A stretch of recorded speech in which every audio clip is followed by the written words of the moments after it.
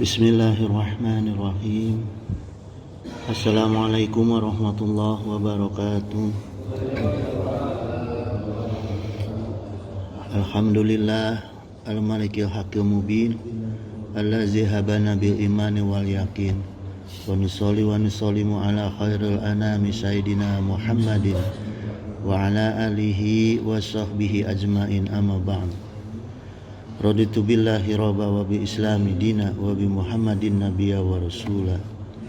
Hadratal muhtaramin summa ila hadratil kiram min jami'i saykhina ayuhal mukarramin sahibal fudala allazi yakhduruna fi hadzal masjid jami'al manan hadanallahu wa iyyakum. Insyaallah pada pertemuan kali ini kita mengupas tentang keutamaan hari Jumat. Sebagian rujukannya pemikiran ulama Nusantara nih. Saya ambil dari pemikirannya Syekh Nawawi Al-Bantani, kitabnya beliau Tangkihul Qaul Hasid dan kitab Riyadhus Shalihin. Ayyuhal ikhwan, wa qala Nabiya sallallahu alaihi wasallam Sayyidul ayami yaumul jum'ati gitu. Jadi pemimpinnya hari itu pemimpinnya adalah hari Jumat ya, jadi 7 hari itu pemimpin hari yang 7 itu adalah hari Jumat. Masih Pak? Enggak manis. Ya. Sayyidu itu jamak dari sadah, pemimpin artinya. Nah, si pemimpin itu berarti punya kesifatan. Kalau hari Jumat itu sebagai pemimpin, berarti kelebihannya hari Jumat itu bisa memberikan jalan kemaslahatan untuk di hari-hari yang lain gitu. Ya. Contohnya apa? Wa qala Nabi sallallahu alaihi wasallam inna yauma jumu'ati wa lailataha arba'atun wa isruna sa'ata gitu. Jadi di hari Jumat itu dan malamnya ada 24 jam. Sehari semalam pada hari Jumat itu ada 24 jam ya. Yu'tikullahu fi kulli sa'atin minha gitu. Dari setiap jamnya itu Allah merdekakan sittami ati alfi atiqin minan nari gitu. 600.000 orang. Di setiap jam pada hari Jumat dimerdekakan 600.000 orang dari neraka. Hari Jumat tuh. Tapi khusus untuk kaum muslimin ya. Jadi umatnya Rasulullah SAW. Karena orang muslim itu ada juga yang berpotensi masuk neraka ya. Nauzubillah summa nauzubillah. Nah, kemudian jamaah sekalian, peninggalan Rasulullah SAW berupa jubah ya. Ini pernah disampaikan oleh Asma binti Abu Bakar, istrinya beliau, salah satu istri beliau.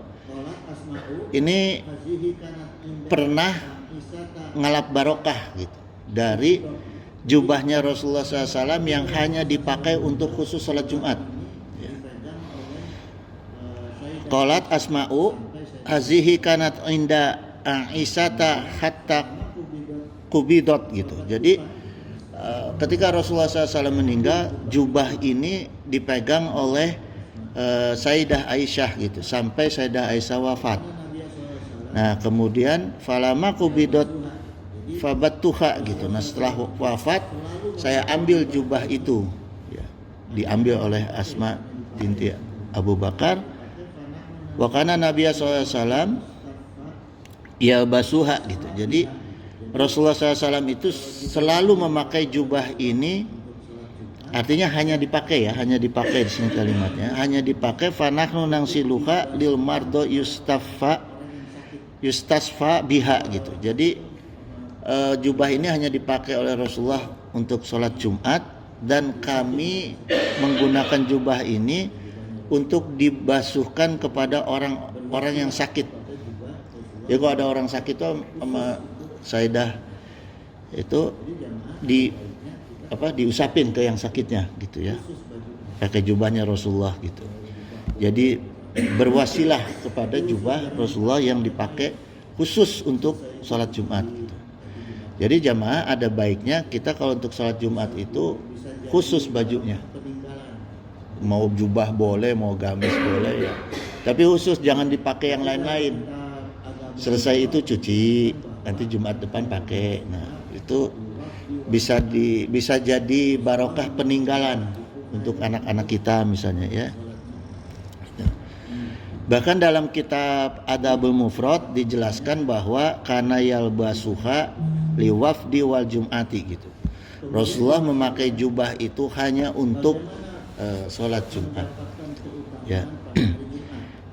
Jadi kata kuncinya jubahnya itu khusus untuk sholat Jumat. Ya. Kemudian jemaah sekalian, bagaimana mendapatkan keutamaan pada hari Jumat? Waqala Nabi SAW, man ightasala yauma jumu'ati kufirat anhu zunubuhu wa khotoyahu gitu. Siapa yang mandi ya, pada hari Jumat, insya Allah dosanya itu dilebur ya. Dilebur dosa-dosanya dan kesalahannya, khotoknya itu kesalahan ya. Jadi dihapus tuh sesuai dengan sebanyak air yang kita pakai untuk mandi itu rontok dosa dan kesalahan kita gitu. Itu disunahkan sebelum sholat Jumat kita mandi dulu ya. Waqala Nabi SAW aidon guslu yaumul jumu'ati wajibu ala kulli mukhtalimin gitu. Mandi di hari Jumat itu adalah wajib bagi setiap orang yang baligh ya, mukallaf baligh itu wajib untuk mandi gitu. Tapi di sini dijelaskan oleh Imam Nawawi Al-Bantani yang dimaksud wajib ini bukan fardu ain. Itu, tapi yang dimaksud wajib di sini secara fikih yaitu wajib dalam kesunahan, artinya sunnah muakkad. Jadi kedudukan sunnah yang hampir di bawah satu level dari wajib gitu ya, yang sangat dianjurkan untuk dilaksanakan. Ini sunnah muakkad. Kemudian dalam kitab Riyadhus Shalihin Imam Nawawi berkata babu fadli yaumal jumu'ati wa wujubiha wal ikhtisalilaha gitu. Jadi keutamaan hari Jumat itu kewajiban sholat Jumat kemudian mandi ya. Jadi hari Jumat itu keutamaannya yang termasuk dalam kewajiban pertama sholat Jumat, sebelumnya mandi dan memakai wangi-wangian ya. Jadi kalaupun pulang kantor atau masih suasana kantor pakai wangi-wangian lah gitu, ditambahin ya gitu. Wattibi wa tabkiri ilaiha wa du'ai yaumal jumu'ati. Dan yang paling baik di hari Jumat itu mendatangi sholat Jumat itu yang lebih awal. Siapa yang pertama lebih awal datang itu yang paling baik, dan berdoa.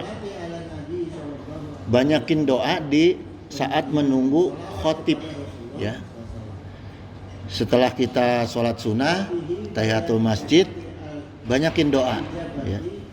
Wa sholati ala nabi sallallahu alaihi wasallam, kemudian sholawat kepada Rasulullah SAW ya. Wa fihi bayanu sa'ati al ijabati wastih babu iksar zikrillahi ta'ala ba'dal jumu'ati gitu. Jadi ini dijelaskan bahwa waktu diijabah doa yaitu sebelum Jumat, sebelum khotib naik ya mimbar, sebelum khotib naik mimbar, tapi kita sudah di masjid, kemudian memperbanyak zikir, terus berdoa ya, banyak zikir, banyak sholawat, terus berdoa. Man adrakal jumu'ata falahu indallahi ajru mi'ati syahidin gitu. Siapa yang susah payah melakukan sholat Jumat, dia akan mendapat pahala 100 orang mati syahid di sisi Allah. Ini maknanya gini jamaah, kan banyak orang musafir ya. Kalau kita di sini wajib datang ke masjid. karena masuk penduduk. Tapi kalau yang musafir ini dihitung bersusah payah, karena orang yang musafir itu boleh tidak sholat Jumat, tapi dia memaksakan untuk sholat Jumat dalam keadaan yang musafir, maka itu pahalanya 100 orang mati syahid di sisi Allah. Jadi gini jemaah, kalau kita berangkat lebih dari 80 kilo, itu kan sudah masuk musafir. Tapi kalau berangkatnya ba'da subuh, tidak menginap, tetap wajib sholat Jumat. Sekalipun ke Surabaya, tapi kita berangkatnya nih nggak ada menginap, tetap wajib. Ya, nah, ini diganjar pahala 100 orang yang syahid. Gitu. Kecuali kalau kita berangkatnya hari Kamis malam, tidur dulu di Surabaya, kemudian kita besoknya Jumatnya agak malas gitu, itu bisa masuk musafir. Tapi terus duhur ya, sholat duhur gitu. Tapi ingat kalau berangkatnya habis sholat subuh jangan musafir, harus dipaksakan itu sholat Jumat. Wa qala Nabi sallallahu alaihi wasallam, "Man tarakal jumu'ata min ghairi udrin." Siapa yang meninggalkan sholat Jumat tanpa uzur syar'i, ya, tanpa alasan atau uzur syar'i, falyatasaddaq bidinarin gitu, maka ia perlu bersedekah 1 dinar. Kita misalnya tadi karena berangkat habis subuh, kemudian sholat Jumat di jalan, di sepanjang tol ke Jawa tuh nggak ada sholat tuh di rest area tuh. Akhirnya kita kelewat sholat Jumat. Nah, kita harus sedekah 1 dinar, ya. Itu. Jadi bukan hanya qada dengan zuhur, tapi sedekah 1 dinar.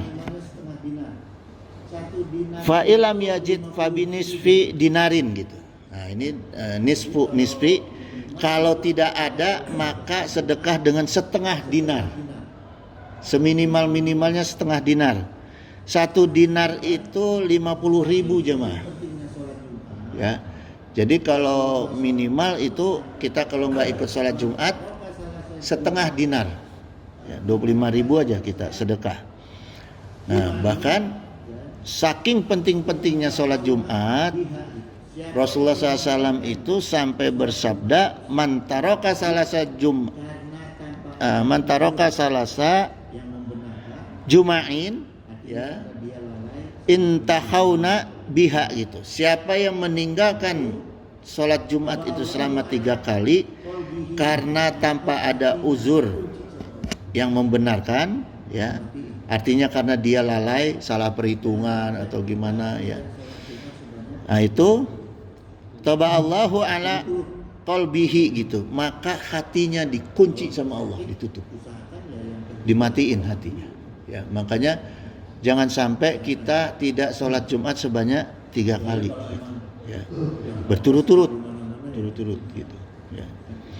Kalaupun sakit, usahakan ya yang ketiga sholat dulu gitu, gitu ya. Usahakan gitu. Kecuali kalau emang udah ditempel selang di mana-mana, ya itu ya gitu jemaah, ya. Jadi jangan sampai 3 kali berturut-turut tidak sholat Jumat. Man taraka salasa jumu'atin min ghairi uzurin. Barang siapa yang meninggalkan 3 kali sholat Jumat tanpa uzur, kutiba minal munafiqina, maka dia dicatat termasuk golongan orang-orang yang munafik gitu, ya. Terus orang yang taat dalam mengamalkan sholat Jumat ini ada hadiahnya jemaah. Jadi hukum Islam itu antara punish and reward ini seimbang. Ada punishment, ada reward gitu. Tadi punishmentnya sudah, sekarang rewardnya. Wa qala Nabi sallallahu alaihi wasallam, man mata yaumal jumu'ati aw lailataha rufi'a anhu zabul qabri gitu.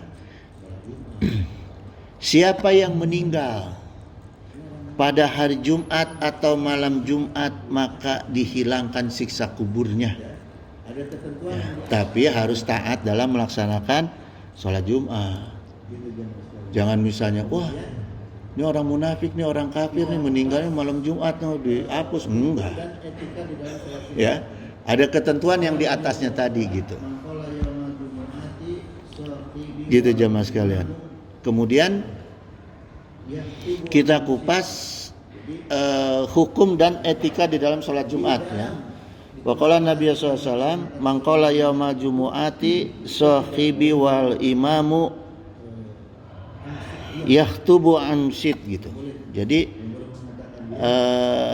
di tengah-tengah kita melaksanakan sholat Jumat itu kita tidak boleh mengatakan angsit diam, ya nggak boleh tuh, nggak boleh mengatakan diam kepada yang di sebelah atau yang di belakang atau yang di depan. Sekalipun anak-anak kan kadang-kadang suka berisik ya, biarin aja. Kalau mau sebelum khotib naik sudah diingatkan.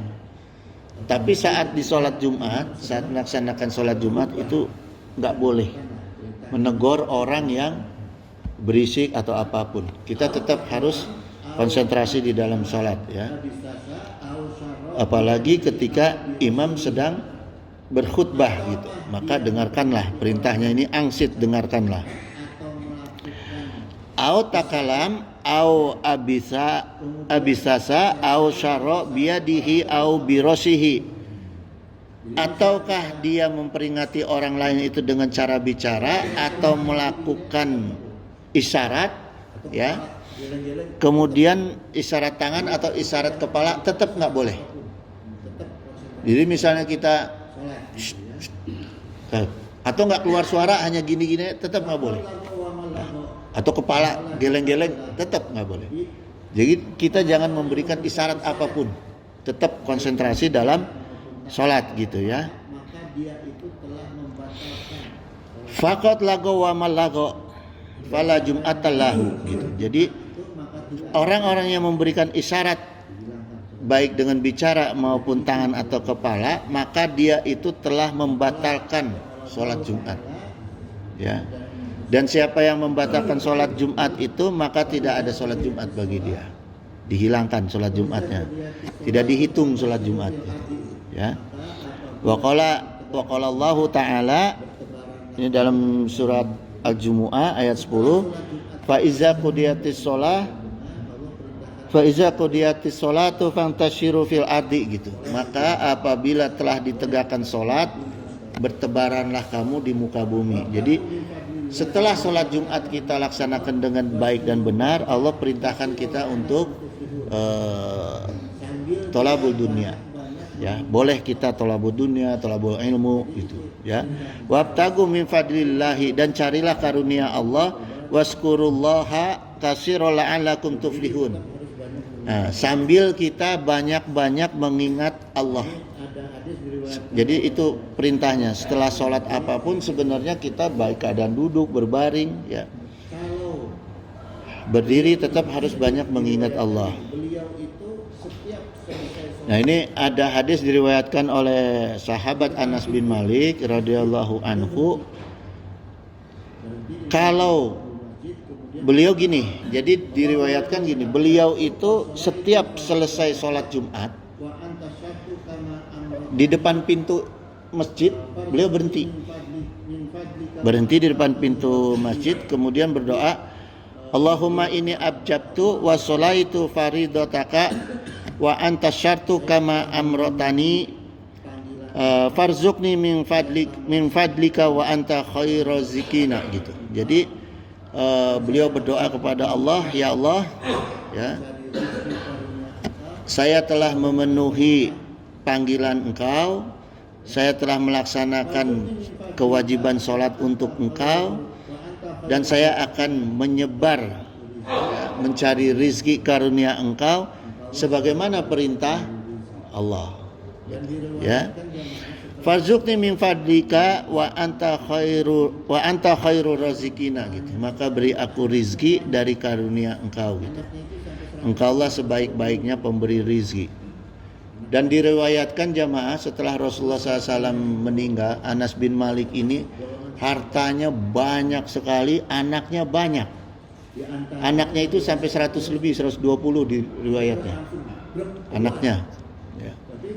Terus hartanya itu ya termasuk golongan sahabat terkaya gitu. Ya. Di antaranya kebiasaan beliau seperti ini. Jadi nggak langsung brek keluar, tapi berdoa dulu, ya berdoa dulu gitu, keluar dari pintu itu berdoa dulu. Ya supaya nggak ngalangin orang lain yang mau keluar, minggir dulu lah. Gitu. Ya.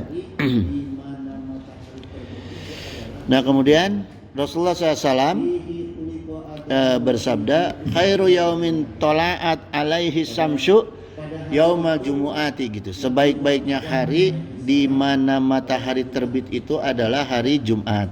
Ya. Fihi khuliqa Adamu wa fihi udkhilal jannata. Gitu. Pada hari itu Nabiullah Adam alaihi salam pada hari Jumat diciptakan, dan pada hari Jumat itu juga Nabiullah Adam alaihissalam dimasukkan ke dalam surga. Wa fi ukhrija minha, dan pada hari Jumat itu juga Nabi Adam alaihissalam dikeluarkan dari surga. Ya. Wala taqumu sya'atu illa fi yaumil jumati gitu. Hari kiamat itu tidak akan terjadi kecuali pada hari Jumat. Jadi makna hadis ini gini jamaah, di hari Jumat itu ada fadilah yang sangat besar, tapi ada hukuman yang sangat besar. Karena seimbang ini. Nabi Adam alaihissalam dilahirkan, Nabi Adam alaihissalam dimasukkan ke surga, dan Nabi Adam alaihissalam dikeluarkan dari surga. Ya, jadi hati-hati di hari Jumat. Kalau kita benar baik, ya paling tidak tuh jam 10 kita udah mandi, kemudian wangi-wangian, berangkat ke masjid, banyak berdoa di situ, banyak zikir, ya, sholawat. Nah disitulah fadilah keutamaan. Tapi kalau kita lalai dalam ibadah di hari Jumat, ya sudah, gitu. Seimbang punishmentnya juga, gitu. Ya. Bahkan hari Jumat itu yang bersolawat kepada Rasulullah SAW 80 kali, Allah ampuni dosanya selama 80 tahun ke belakang dan ke depan. Kalau bersolawat 80 kali gitu, ya. Kemudian diriwayatkan oleh Abu Hurairah radhiyallahu anhu, qala Rasulullah SAW, ini ada sahabat bertanya, "Qila ya Rasulullah, kaifa sholatu alaika?" Alaika, ya. Jadi ya Rasulullah, seperti apa salat kepada engkau untuk hari Jumat di dalam masjid nih? Kan banyak jenis salawat, ya. Yang diajarkan langsung oleh Rasulullah SAW itu qala taqulu, ya, beliau menjawab, Allahumma sholli ala Muhammadin abdika wa nabiyika wa rasulika nabiyyu ummi, salawat ummi, ya.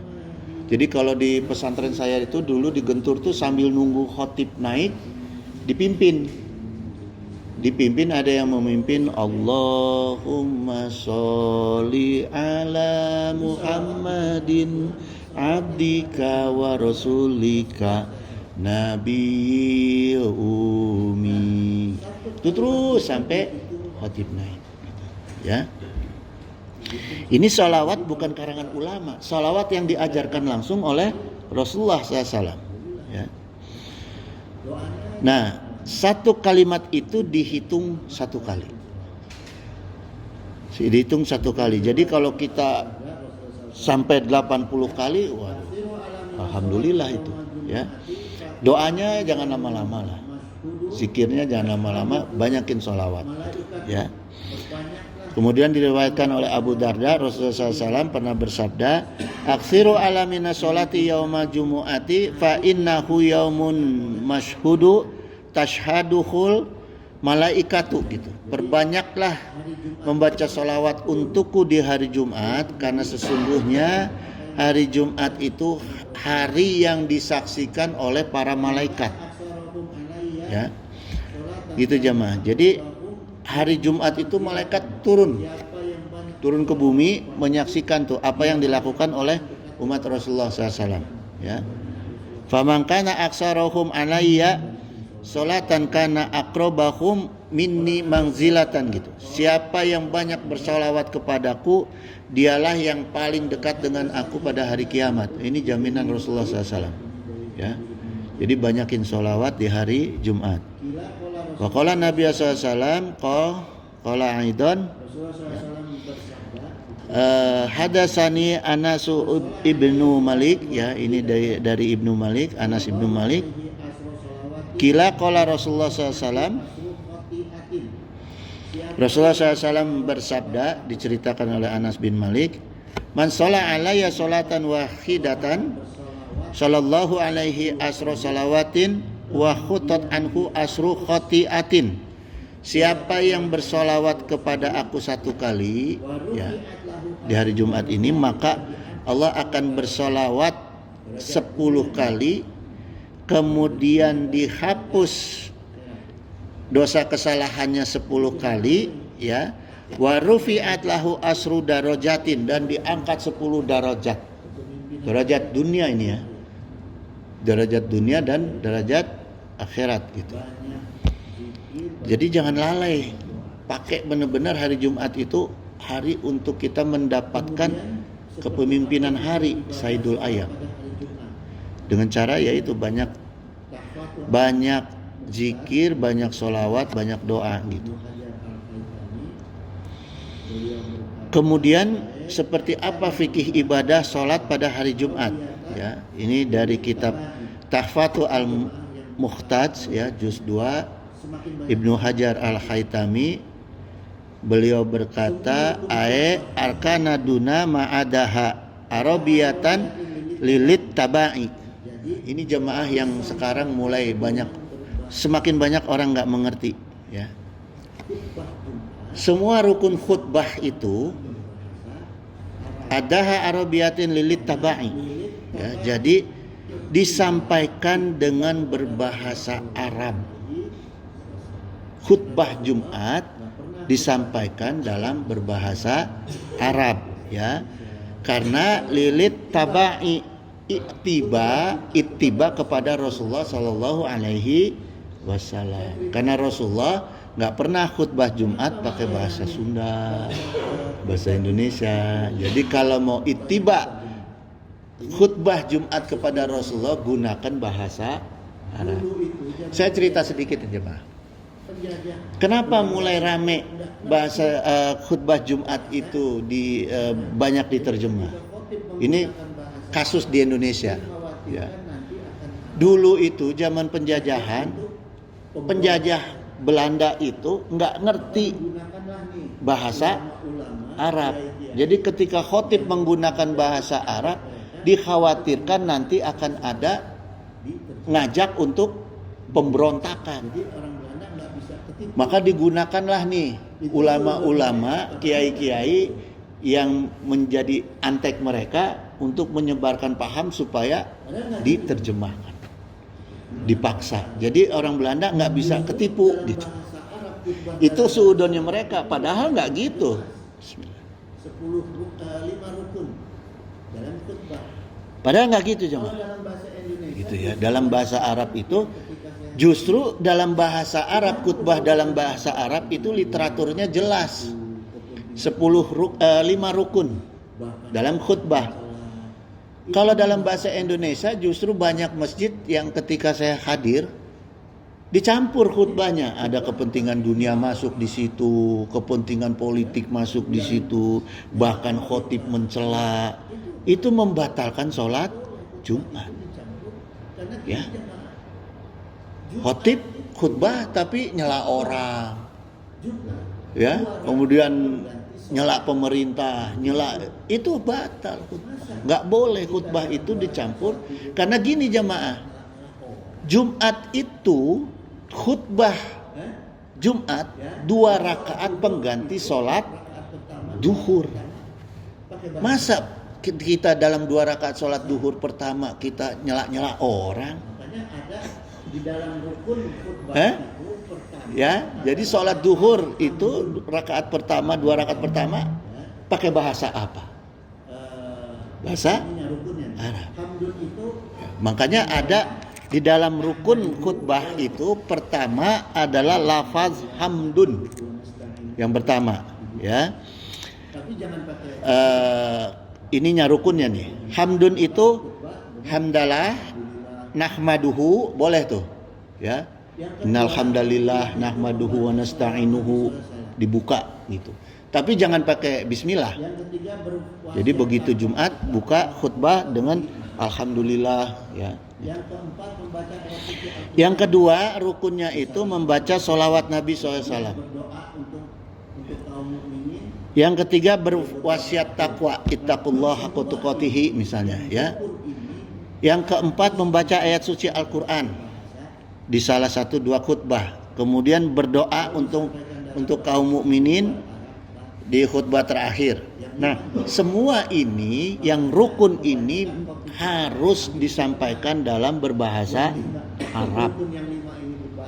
Ya, kalau disampaikan dalam bahasa di luar Arab batal. Yang 5 nih. Makanya kebanyakan khotib sekarang ambil di tengah. Yang 5 rukun yang 5 ini berbahasa Arab, ada ditambahin dengan penerangan, ya, dengan bahasa Indonesia gitu.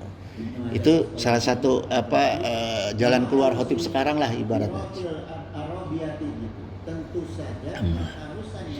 Nah, kemudian dalam kitab Tuhfatul Al-Muhtaj juz 2 Ibnu Hajar Asqalani ini berkata lagi, wa mahalusi tirotil arabiyati gitu. Tentu saja keharusan dalam berbahasa Arab itu, ya, ingkana fil qaumi arabiyu gitu. Di dalam jadi ini satu keharusan, ya, satu keharusan dalam berbahasa Arab itu, terutama dalam rukun-rukun khutbah. Jika, ya, ingkana fil qaumi arabiyun, kalau pada kaum yang mendirikan sholat Jumat itu ada khotib yang bisa berbahasa Arab, wa ila kafa kaunuha bil ajamiyati gitu. Nah, kalau tidak ada yang bisa berbahasa Arab, boleh dengan bahasa Indonesia di luar yang rukun. Di luar yang rukun 5 itu. Ila fil ayati, kecuali dalam ayat Al-Quran tidak boleh di bahasa Indonesia kan.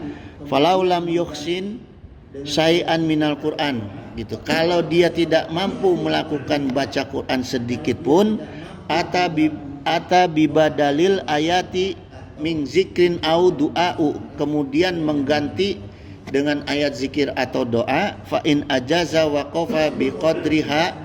Nah, kalau dia tidak mampu juga untuk doa dalam bahasa Arab atau zikir dalam bahasa Arab, ya jangan jadi khotib. Ya, jadi khotib ini nggak sembarangan jemaah, nggak punya, bukan hanya modal berani, nggak boleh, gitu. Ya, minimal yang rukun yang 5 dia harus kuasai fasih dalam bahasa Arab.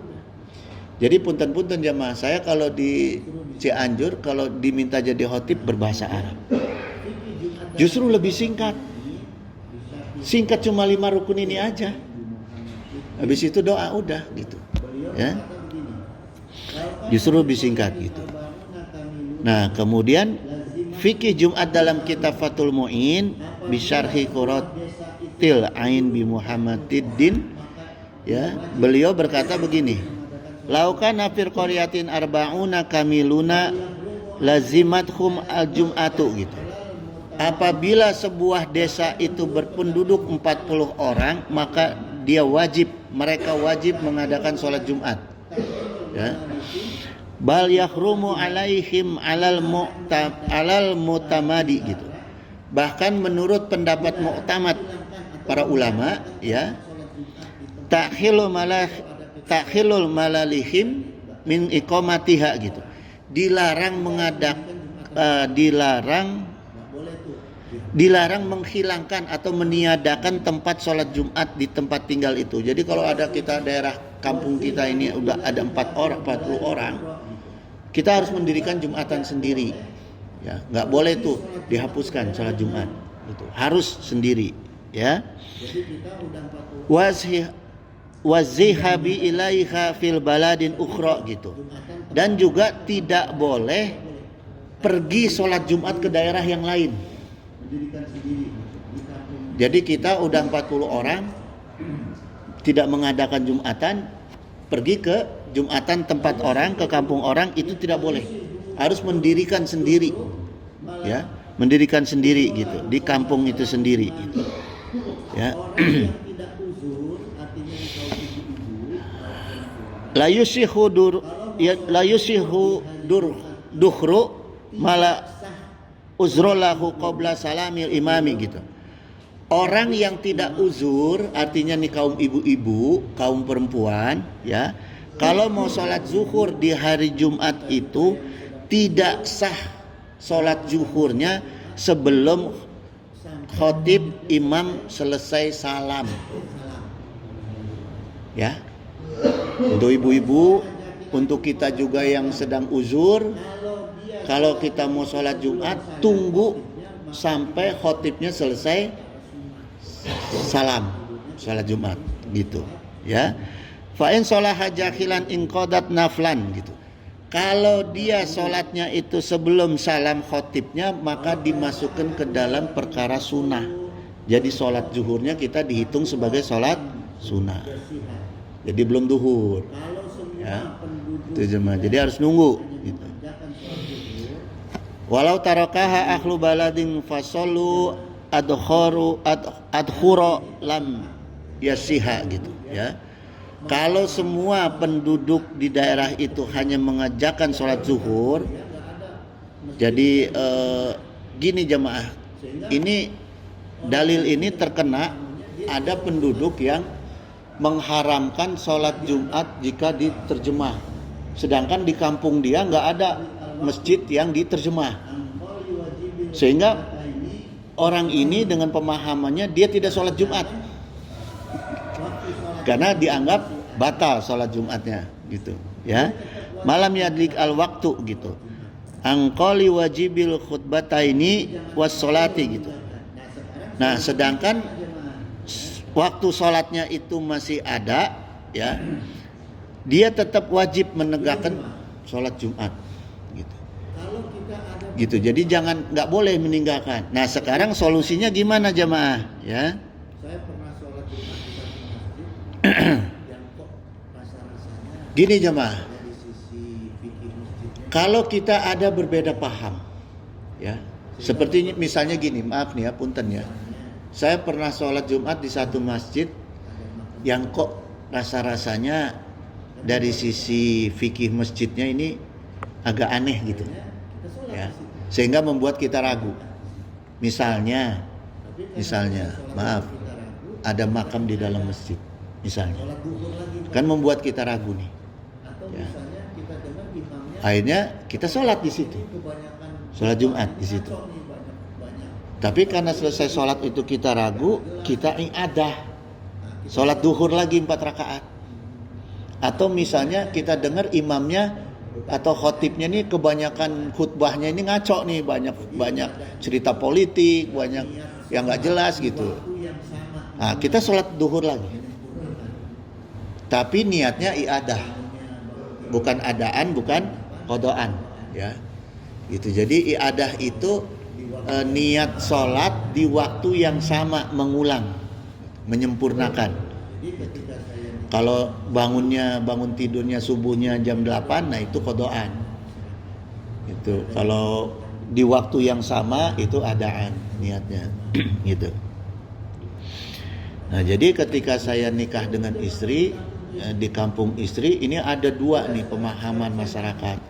Ada yang menentang diterjemah, ada yang harus diterjemah.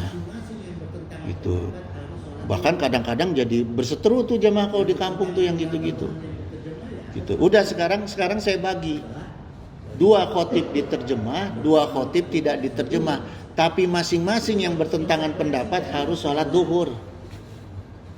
Yang bertentangan pendapat dengan yang diterjemah, ya Anda sholat duhur setelah sholat Jumat.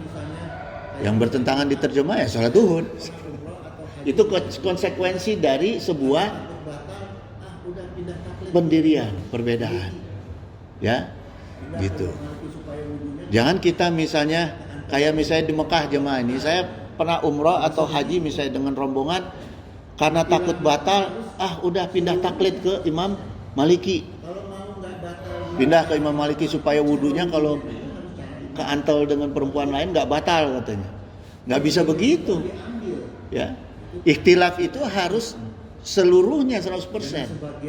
Kalau mau nggak batal wudu cara Imam Maliki, cara wudunya juga harus cara Imam Maliki. Fikihnya semua diambil. Itu taklid, pindah taklid namanya. Jangan sebagian ambil yang Syafi'i yang ringan, sebagian ambil yang nggak boleh. Ya, gitu. Itu mau enak sendiri itu namanya. Jadi harus bagi mereka untuk Itu jemaah. Ya. Jadi wala yustarto kaunuhum bi mahalis solati gitu. Jadi harus bagi mereka untuk mendirikan sholat Jumat gitu.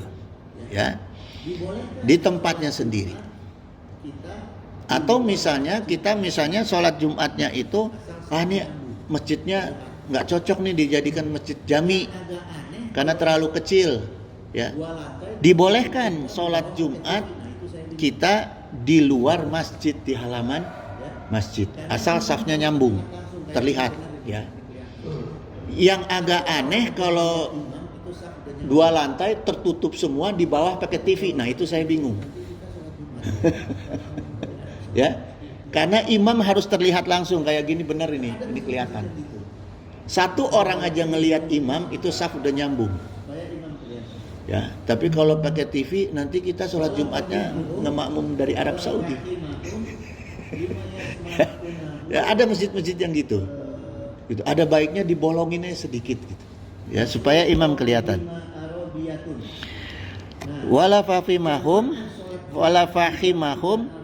lima yasma'unahu wasyurito fihima arabiyatun.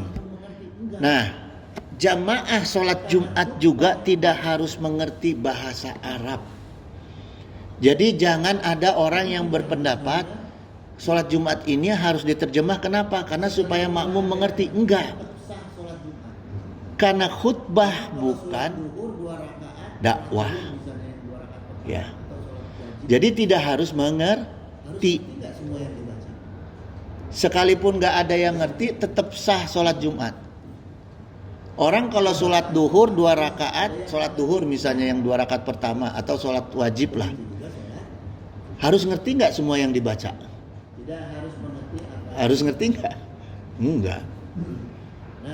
Kita bacaan sholat terus ada yang gak ngerti, sah gak? Tetap sah. Begitu juga sholat Jumat gitu ya. Tidak harus mengerti apa yang didengar gitu. Nah, karena sholat Jumat itu juga harus berittiba'i salafi wal kholafi. Ya.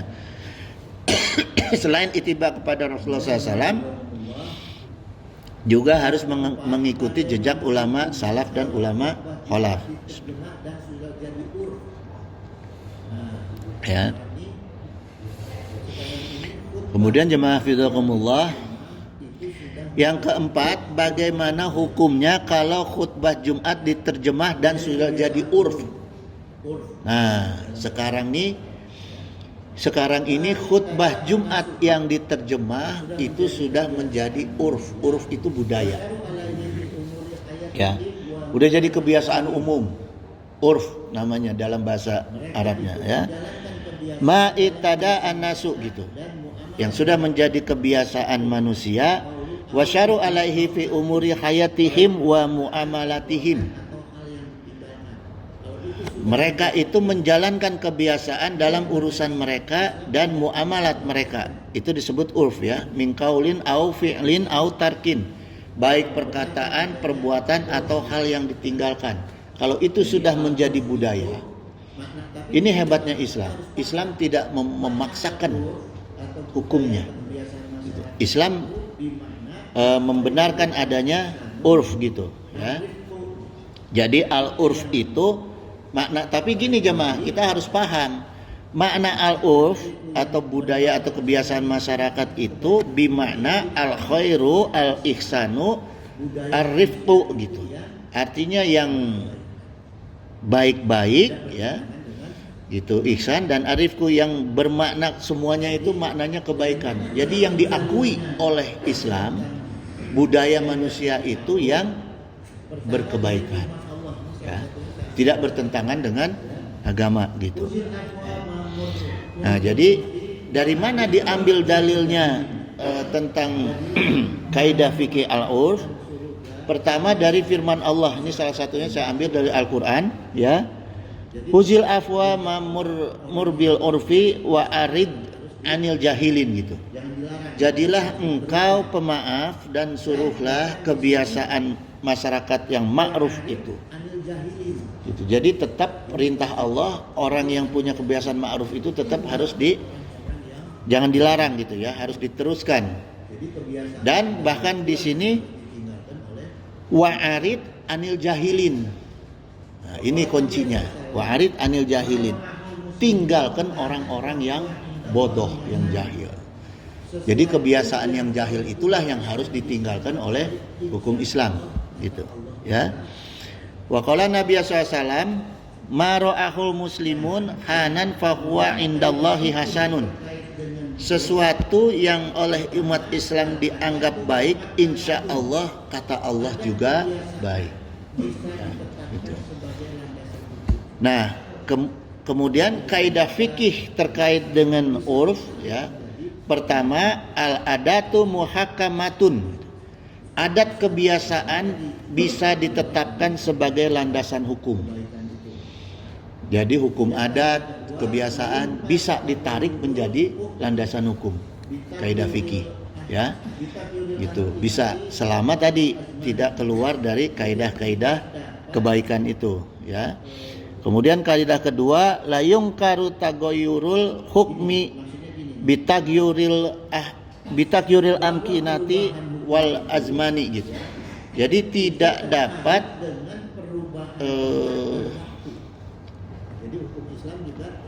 gini, maksudnya gini nih, bahwa perubahan hukum itu ya itu terkait dengan perubahan tempat dan waktu. Nah, jadi hukum Islam juga bisa berkembang. Makanya dasar hukum Islam itu nggak boleh orang mengatakan kita hanya kepada Al-Quran aja, nggak boleh. Karena turunan hukum Islam itu ada Quran, hadis, ijma, qiyas. Ya, tergantung perubahan tempat dan waktu. Makanya Imam Syafi'i itu fikih-fikih ketika beliau di Irak dengan ketika beliau di Mesir itu bertambah.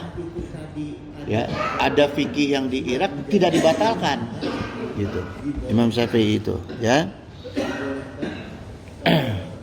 Nah, kemudian gini jamaah, karena sholat Jumat diterjemah itu tadi adalah bagian sudah menjadi uruf, maka sekarang dibolehkan, ya, dibolehkan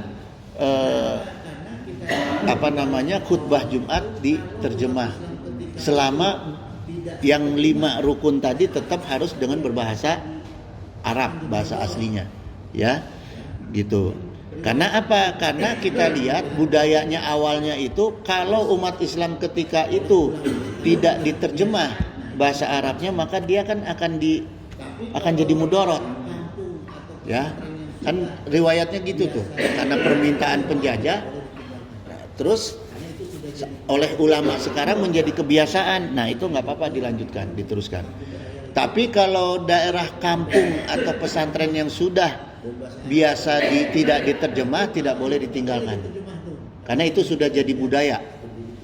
Gitu ya, kayak misalnya di Gentur, di Picung, di kampung saya itu sampai sekarang tidak diterjemah dan bahasa Arab seluruhnya. Nah itu malah itu nggak boleh diterjemah tuh, karena sudah budayanya seperti itu, gitu ya. Yang sudah biasa diterjemah, sudah jadi turun menurun, lanjutkan aja, nggak masalah. Gitu jamaah sekalian ya, karena sudah jam 6. Mudah-mudahan nggak ada yang bertanya, saya tutup dulu ya.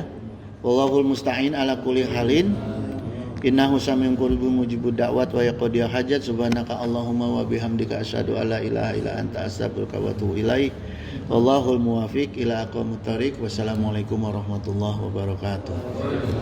Allahumma shalli wa sallim wa barik ala sayyidina wa syafi'ina wa habibina maulana Muhammad wa sallim wa radiyallahu ta'ala an sadatina sabi sayyidina rasulillahi ajmain. Amin ya Allah ya mujibud da'wati sa'ilin. Allahumma anta rabbi la ilaha illa anta khalaqtani wa ana abduka wa ana ala ahdika wa ahdika mastata'tu. A'udzu bika min syarri ma sana'tu wa abu laka bi ni'matika alayya wa abu bi dzanbi faghfirli fa innahu la yaghfiru dzunuba illa anta. Allahumma ahyina ala dinil Islam wa amitna ala dinil Islam wa nas'aluka imanan qawiyan maqbulan fil hayati wa indal mamati wa ba'dal mamati wa na'udzu bika minasyirk wa fisqi wa dalalati wa syirqi wa nifaqi bi rahmatika arhamar rahimin. Allahumma salimna wa walidina wa auladana wa ikhwanana wa ahbabana wa zawjatina min jami'i makhawifid dunya wa akhirah wa ahwalihim istajib ya Allah ya mujibud da'wati sa'ilin. Allahumma ja'al auladana imanan bika wa tasdiqan bi kitabika wa wafa'an bi ahdika wa tiba'an li sunnati nabika Muhammadin sallallahu alaihi wasallam. Allahumma ja'alhum salihina abidina ta'ina qa'imina bi ta'atika hafidina li amrika mustanibina dinahika waj'alhum aminina salimina min afatid dunya wa azabi akhirah wa min fitnatihima wa fadihatihima innaka ala kulli syai'in qadir wa bi ijabati jadir. Allahumma la syahla ila ma ja'altahu syahlan. Allahumma tufi fi taysyiri kulli asir fa innaka taysyira kulli asirin alaika yasir wa as'aluka yusra wal mu'afata fid dunya wa akhirah. Allahumma inna nas'aluka rizqan thayyiban kashiran washihan bi ghairi hisab. Allahumma la taslut minni ni'matan amta biha alayya. Allahumma inna nas'aluka salamatan fid din wa afiyatan fid jasad wa ziyadatan fil ilm wa barakatan fil rizq wa taubatan qabla maut wa rahmatan inda maut wa maghfiratan ba'da maut. Allahumma hawin alaina fi syakarati maut wa najatan minan arwah wa inda hisab. Rabbana hablana min azwajina wa zurriyatina qurrata a'yun waj'alna lil muttaqina imama. Rabbana la tuzigh qulubana ba'da idh hadaitana wa hab lana min ladunka rahmah innaka antal wahhab. Rabbana atina fid dunya hasanah wa fil akhirati hasanah wa qina azabannar. Subhana rabbika rabbil izzati amma yasifun